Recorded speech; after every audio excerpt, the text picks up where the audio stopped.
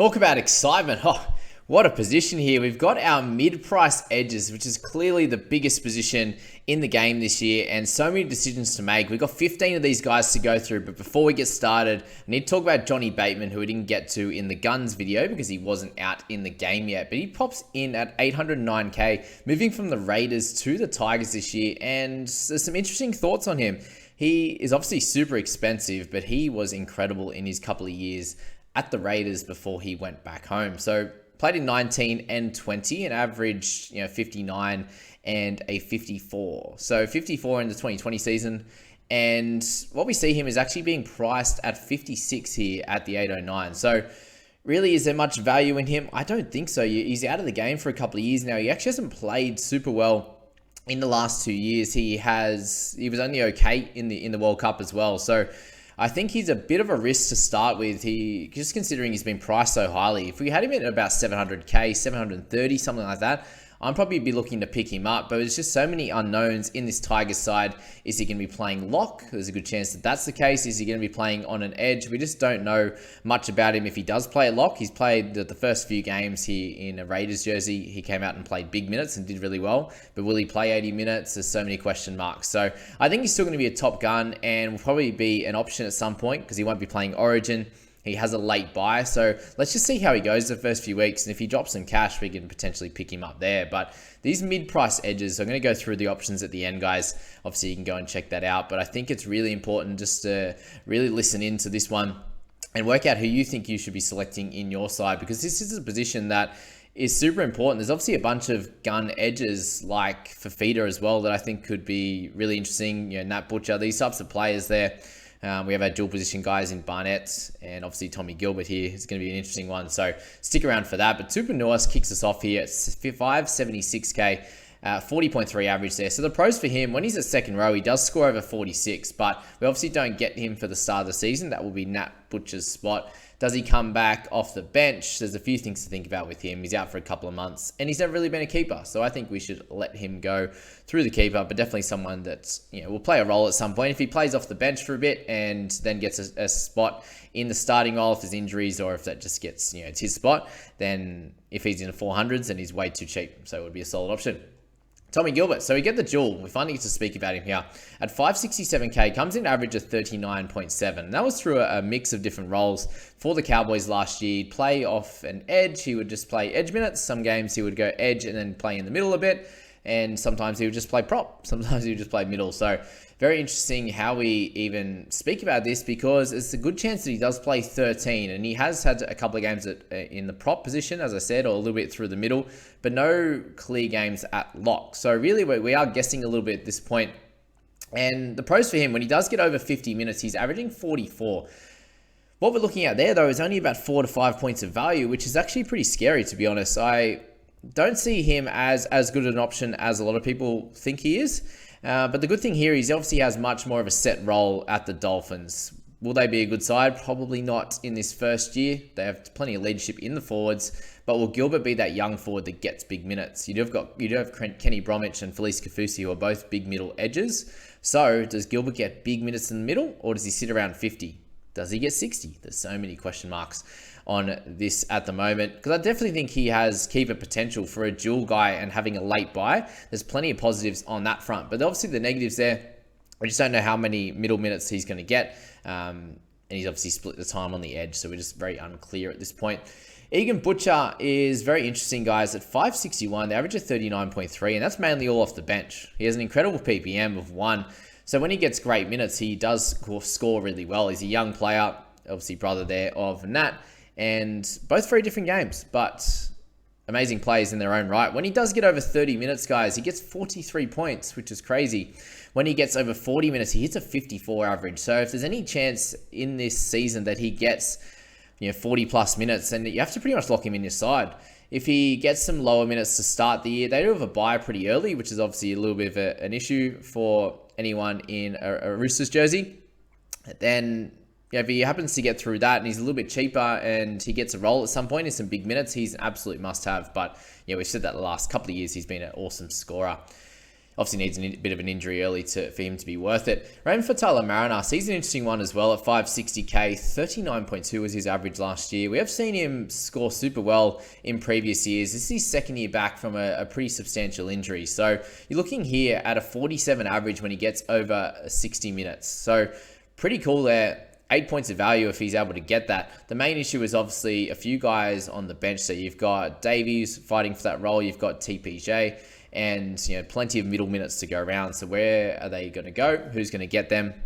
There's a lot to think about in terms of that role and those minutes there. He's in a better team. I definitely see some value at some point too. If it's going to be clear that he's going to be getting 60, 70, 80 minutes on that edge, second year back, he has done it before and he's done really well. So I think he's going to be a solid one at some point. Just have him in your black book. I don't think he's going to get the huge minutes to start off, but if he happens to, in that first round, or he happens to at some point, keep him in your mind.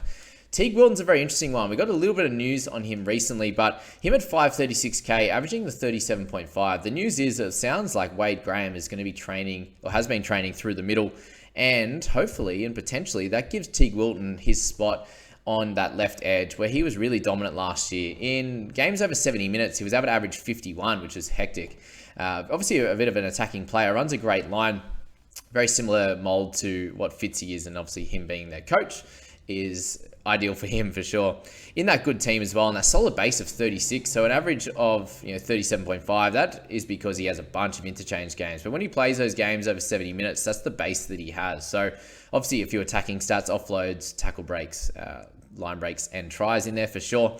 I definitely think he's one of the more important guys on this list for you to keep an eye on. And if he does get that starting role, you're really hoping for, at a minimum, 60 plus minutes.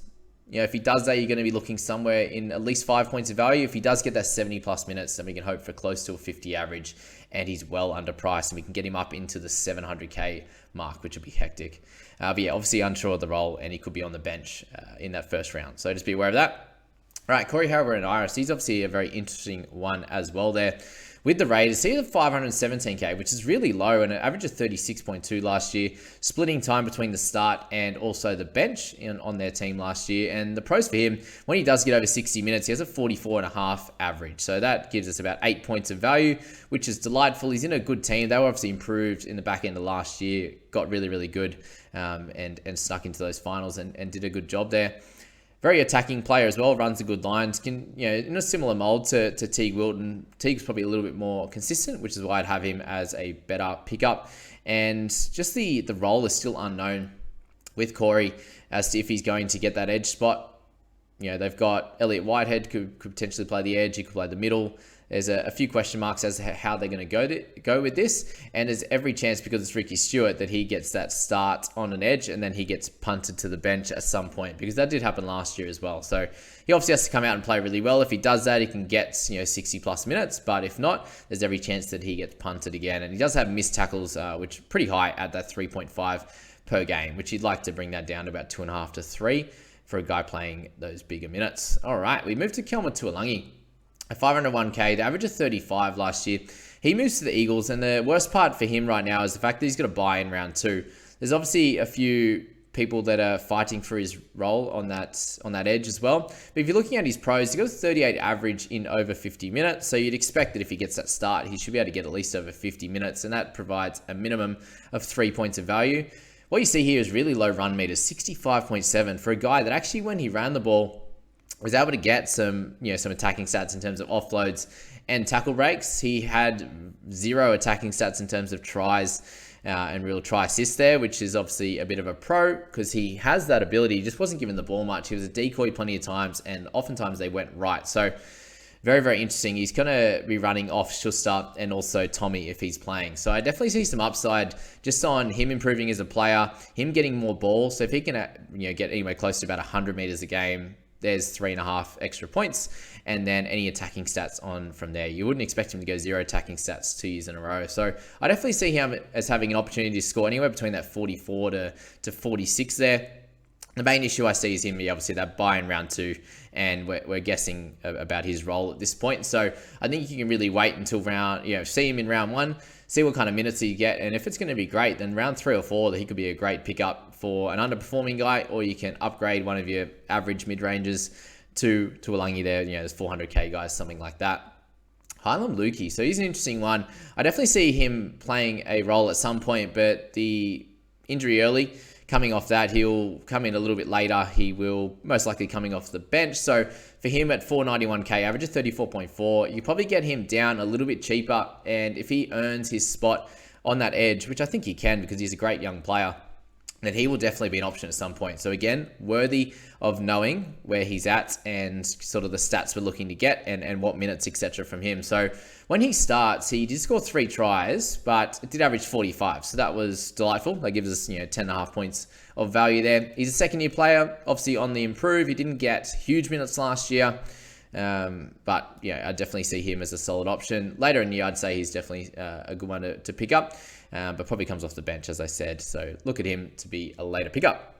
Okay, we have Hosking and Garner. One of these guys is going to need the left edge spot for the Panthers, you would assume. Looks like Garner at this point, but Hosking worthy of knowing as well. So he got an average of 49.8 last year. Thankfully, they did discount him on that because he only played a bunch of games, but they did see that he's probably going to be either off the bench or not playing for the Panthers with Garner coming over, so they kept him a little bit cheaper, thankfully. But he has a cracker base. There's games there where when he played 80 minutes, he's hitting 37 tackles and 130 meters, so a 50 base there. Is incredible and has an amazing average, and obviously behind Garner at this point, but if he does come up at some point, wait for his chance and you can pick him up. There should be an injury, hopefully not suspensions, these types of things happen, or he could play the origin period. Plenty of things to think about there with Liam Martin being away, so keep him in the black book. Lukey Garner, so he most likely gets the spot. Averaged 33.4 last year, but when he does play on the edge and get over 60 minutes in an average team as well, he was able to average 47.6, which gives us 14 points of value. He moves to a better team, so you think at worst he does score that 47 tries that he scored over his career for the Tigers. You think he gets those opportunities again here, and obviously a great system. I think he can learn really well, learn from guys that were able to teach kick out. He's got Liam Martin on the other side. Say less. I think you got to lock him in from the start. The buy in round 3 is not nice, but I just think there's not really many cons on his part, and he just have to knock him in his side. Simple as that. Andrew Davey, number 11 here. Very interesting here. We've got him at 463k, 32.4. When he played 77 minutes, so when he got a full game on the edge, basically, he did average 40. So that sees a 7.5 points of value there. He's a solid player. You know what you're going to get with him. There's a bunch of 20s, 30s. Not amazing, to be honest with you.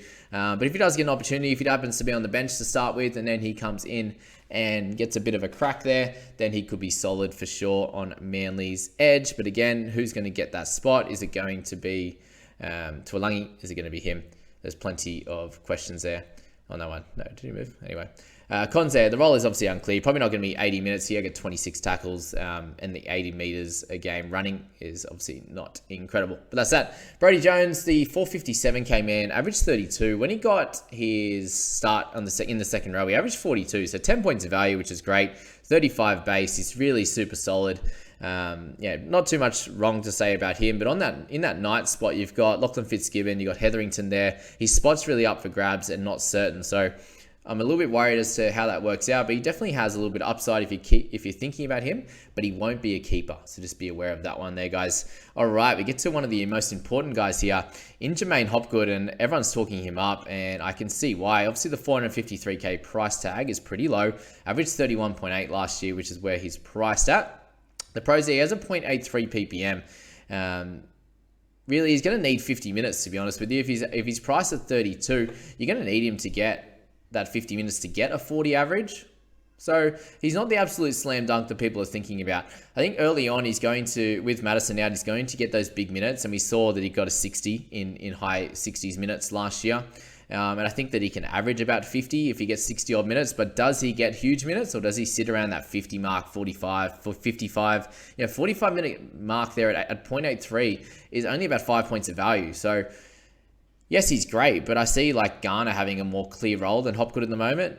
Jermaine's going to have his points where he absolutely dominates, but just be aware of that, guys. He is not the be-all and end-all. Make sure you get some good plays in that edge position. He will get the duel, though, is going to be great as well. So you have to get him in your side, but just be aware that he's not going to be the knockout hope that everyone thinks. I don't think so, because they have, Madison who's going to be playing big minutes through the middle. They've got Bolo there. They've got Regan. So there's plenty of mouths to feed in that one. But yeah, that last round, those stats excite people. The upside in terms of his base stats was incredible. And he's only going to improve as well. He's young, which is great. Yeah, the cons with him, I said him being young in this stage, we're not exactly sure on his role. So if he was a veteran, he'd been playing for a long time, we just know what he's going to get, but we don't. So that's that on that one. Last two guys, we got the Storm boys. We got Eli Katoa at 448 and Trent Leoro at 389. So the 31.3 average for Eli is obviously fairly low, but what we see when he gets over 50 minutes, and this was in a Warriors side that isn't as good as the Storm system, 44 average he got. So 12 points of value, 13 points of value there. I think he can do really well if he gets that spot. Obviously, a few things are up for grabs there, and he's never really had a stretch of consistent minutes for the Warriors. So I believe Storm will get the best out of him, and we obviously have to check for trials to see how he's used. But if he can get, I reckon he would probably average 55 minutes, to be honest with you. I don't see him playing 80. There's no need for him to play that. They've got guys like Eisenhuth who can come on and play 25. He's obviously a guy that they could pick up as well. They got Leoro, so there's a few question marks there.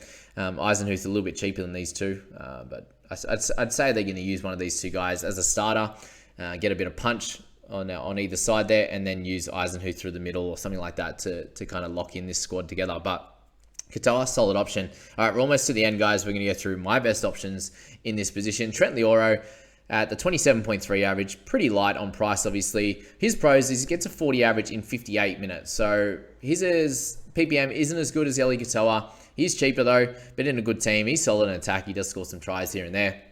But he's going to need a start. If he gets it, there's obviously 10 points of value or something like that. But if he doesn't and he's on the bench, then not someone that you need to worry about. Okay, here we go. My best options, guys. I'm going to start with Luke Garner up top. I think that he's got the most solidified role. Most likely going to need the 80 minutes if he gets that spot, which we think he will, on that left edge in a great team. I think he's going to do a great job. So number one for him, Hopgood, we spoke about. I just see him slightly more of an unknown than what Garner is. So I think I have to put him at 2, but he will be in my side for sure. Teague Wilton, if he's getting the start, he's going to be in my side. So he comes in at number 3. I'll have all 3 of those guys for sure in the edge position here. Plenty of upside, 12, 13, 14 points, and could be keeper level if he manages to get 80 minutes. We've got Katoa or Leoro, whoever gets that spot. I see CHN be having a little bit more value than Gilbert. Obviously, the unknown in position-wise is not great, but I see him having a little bit more upside in terms of the money he can make if he does get that role. If he doesn't get that role, Gilbert's obviously way ahead. Same with, Gilbert would be probably in 4th position. He'd be in 3rd position if Wilton doesn't get the role. So, yeah, Gilbert comes next, the dual position. Gets the 13 role. We're just aren't sure of him. He does have the keeper upside, which a few of these guys may not. CHN probably doesn't. Katoa and Leoro, more just money makers. Wilton, Hopgood, Garner have that keeper potential. Gilbert comes in as a solo one. RFM and then Tuolangi, who I wanted to see in those first couple of games first. But that's the Edge Middies video, guys. I hope you enjoyed that one. Got plenty out of it. I definitely enjoyed talking about it, and it's going to be a great position for us to work out as the season progresses, especially during this round 1. Do you go heavy and pick up a couple of guns in this position? Do you go heavy in terms of dual with the mids and the edge? Or do you go this mid-range type of guys and just spend your money elsewhere? Plenty of questions, but I hope you pick the right one. See you guys.